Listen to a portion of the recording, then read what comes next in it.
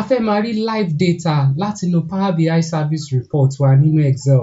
Ẹ wo report nsìn ó wà ní Power BI service ṣùgbọ́n mo fẹ́ lo àwọn table ẹ̀ láti fi ṣe small report náà nínú Excel. Mo dẹ̀ fẹ́ kó máa connect mọ́ live, kó máa update ẹ̀ real time. Nínú Excel mi, màá lọ sábẹ́ data, then get data. Màá lọ sí Power Platform, màá dẹ̀ mú service tí mo fẹ́ lò, account tí mo fẹ́ lò eléyìí.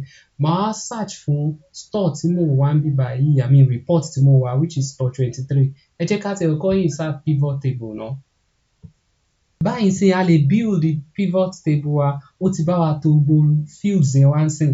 Ká ti sẹ́ kí mo mú okay product nsìn náà, mo gbé yẹn wá síbi rows, and then mo fẹ́ mú another thing, pé bóyá mo fẹ́ mú sales náà, kí yẹn wá bí values. Ẹ rí pé ó ti ń bá mi build pivot table mi, ó dẹ̀ lo data tó wà nínú Power BI service mi, mo dẹ̀ lè update ẹ̀. Tó bá yẹ pé kíní náà ni mo fẹ́ ṣe, pé table lásán la fẹ́ lò,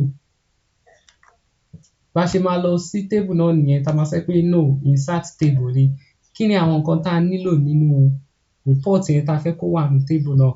A máa tún pick wọn náà, bá ṣe pick ẹ̀ fún pivot table. Màá pick àwọn columns tí mo nílò níbí báyìí náà, ó máa bá mi gbé wá in form of table lélẹ̀. Èyí tá a kọ́kọ́ ṣe jẹ́ in form of pivot table. So a lè connect Excel wa àti Power BI service, ká dẹ̀ máa update ẹ̀ real time.